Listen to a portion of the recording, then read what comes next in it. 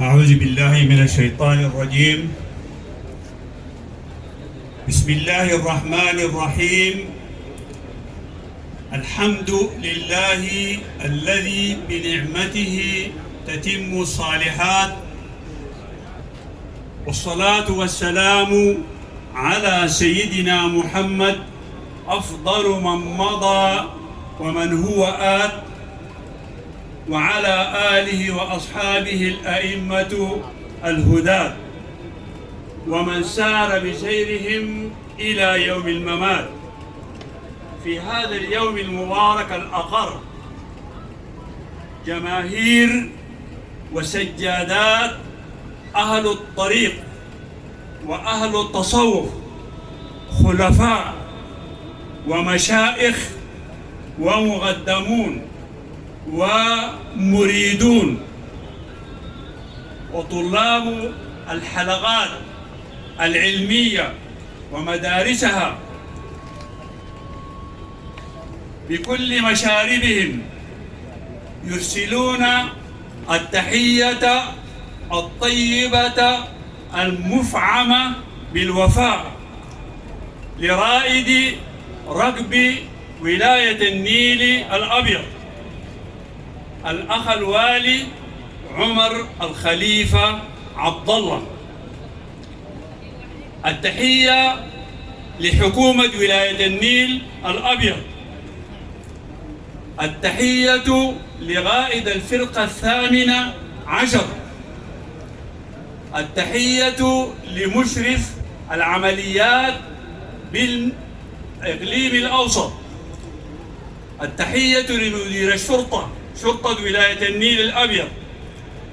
التحية للسادة أعضاء اللجنة الأمنية بالولاية، السادة الضباط وضباط الصف وجنود الجيش المبارك الكريم. التحية لمدير الأمن بالولاية. التحية لقادة المقاومة الشعبية والقوات الخاصة. التحية للمدير التنفيذي لمحلية كوسي ولجنته الأمنية. التحية لمدير الأوقاف بولاية النيل الأبيض. التحية لمدير الإرشاد بالولاية. التحية لسادة وغادة الطرق الصوفية بولاية النيل الأبيض شمالها وغربها وجنوبها. الحضور جميعا بمقاماتكم السامية.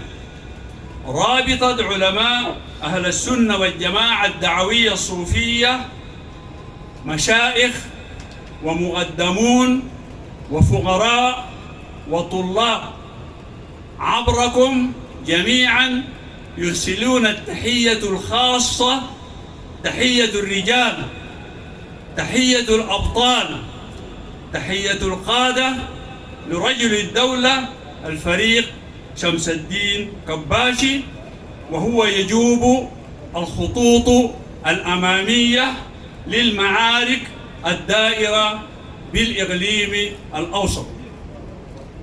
تراه بين جنوده في جبل مويا وفنقوقة وجبل مويا المحطة وسنار، ومتفقدا غرب الولاية تندلتي وشمالها، مخاطبا جماهير ولايتي سنار والنيل الأبيض، ويقف وراءه ويمنه ويسراه غادة الأمن بالولايتين، مهنئا الشعب السوداني بذلكم الفتح الكبير والانتصار الباهر لطريق سنار وربك وكوسي. التحية لك الرجل القامة، والتحية لغادة الأمن بالولايتين، والتحية لشعب الولايتين الصابر الذين امتلأوا إيمانا بأن الجيش السوداني هو المعبر وهو المخرج وهو الذي يخوض أشرس الحروب وأغواها على مدى التاريخ.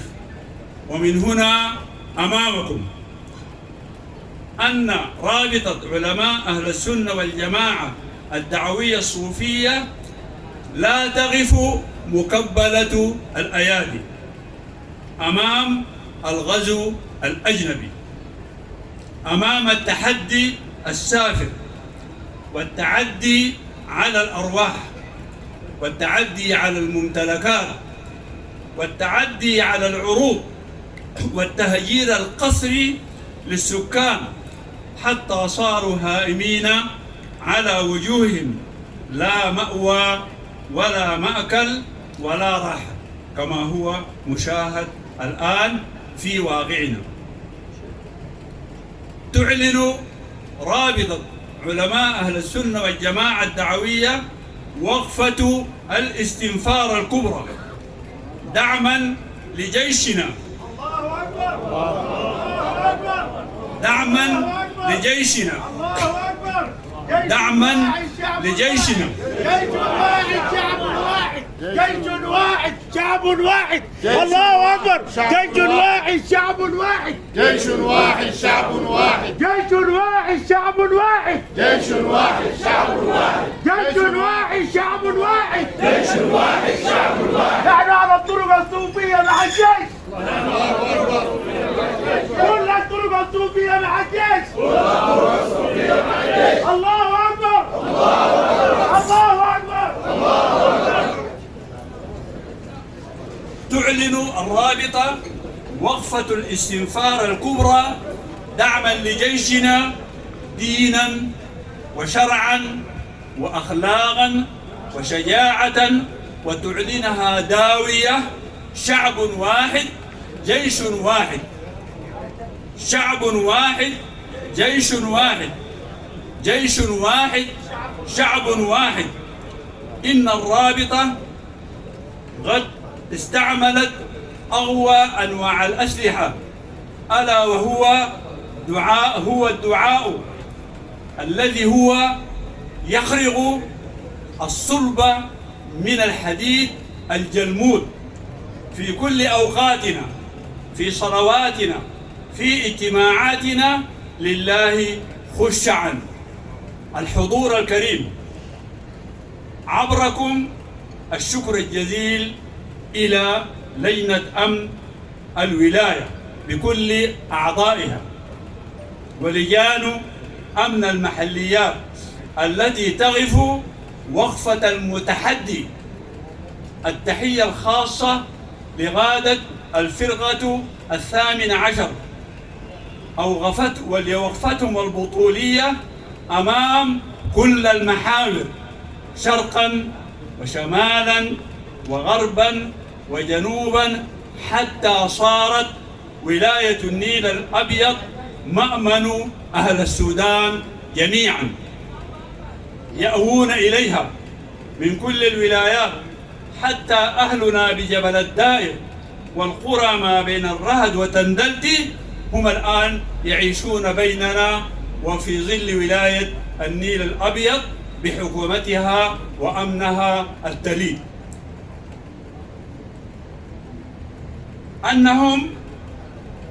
أنكم جيشنا تسهرون، واللجان الأمنية يسهرون، ولجان المقاومة يسهرون.